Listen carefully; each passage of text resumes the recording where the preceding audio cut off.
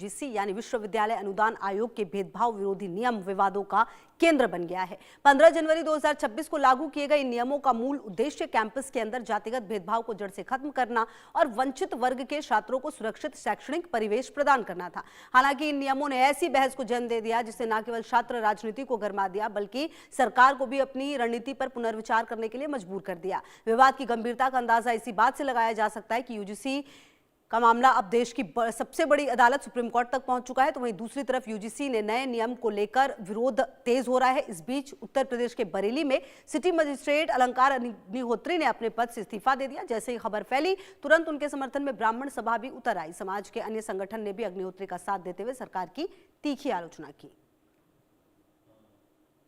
तो आपको बता दें कि ये जो यूजीसी का नया नियम है उसको लेकर सवाल कई सारे उठने लगे हैं और इसी बीच बरेली के जो सिटी मजिस्ट्रेट हैं उन्होंने भी इस्तीफा दे दिया है। यूजीसी के नियमों पर नाराजगी जताई है।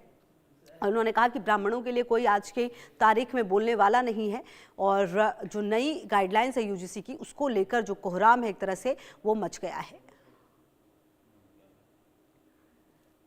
का जो रेगुलेशन अभी आया है, जो 13 जनवरी का जो बजट है भारत सरकार का, उसमें सामान्य वर्ग के जो विद्यार्थी हैं वो जो यूनिवर्सिटी में उनको स्वघोषित अपराधी मान लिया गया है। उनके विरुद्ध समता समिति के माध्यम से शिकायत दर्ज कराई जाएगी और आपके जो बेटे बेटियां हैं, यदि बेटी है तो उसका शारीरिक शोषण समता समिति के माध्यम से फर्जी शिकायतों का निस्तारण करने के दौरान किया जा सकता है। अगर आपका बेटा प्रतिभावान है तो कोई भी आप पे एक फर्जी शिकायत डाल सकता है और आपके पूरे बेटे का भविष्य बर्बाद कर सकता है। समता समिति के सदस्य जो उनका शोषण कर सकते हैं। इस पर सबसे बड़ी नाराजगी ये है जो हमारे समाज के जन प्रतिनिधि, जो हमारे तथाकथित, जो हमारे जातिगत जो माना जाता है, जो ब्राह्मणों के, जो अपने आप को समझते हैं ब्राह्मणों के नेता समझते हैं, वो लोग भी उस पर कुछ नहीं बोल रहे हैं। तो देखिए अब आगे बढ़ते हुए विवाद की वजह क्या है वो अब आपको समझा देते हैं। देखिए जातिगत भेदभाव को मुख्य रूप से एससी, एसटी और ओबीसी तक सीमित कर दिया गया है।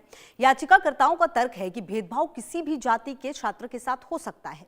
कानून का दायरा यूनिवर्सल होना चाहिए। याचिकाकर्ता शिक्षक संगठनों को चिंता है कि सख्त नियम राजनीतिक द्वेष के चलते गलत इस्तेमाल हो सकते हैं। यूनिवर्सिटी कैंपस का शैक्षणिक माहौल प्रभावित हो सकता है। दलित और आदिवासी संगठनों को आशंका है कि 2012 के जो पुराने स्पष्ट नियम थे, नए नियमों के आने के बाद उनकी धार खुंद हो जाएगी। शिकायतों के निपटारों की प्रक्रिया जो है वो जटिल हो जाएगी। तो विवाद की जो असली वजह है वो ये सामने आ रही है। बहरहाल अब सवर्ण भी कहीं ना कहीं डाउट में है, उनको अपनी सुरक्षा को लेकर भी सवाल उठने लगे हैं। अब देखना यह है कि शिकायतों के निपटारे की प्रक्रिया जो है वो जटिल हो जाएगी। जातिगत भेदभाव को मुख्य रूप से एससी, एसटी, ओबीसी तक सीमित कर दिया गया और याचिकाकर्ताओं का तर्क है कि भेदभाव किसी भी जाति के छात्र के साथ हो सकता है।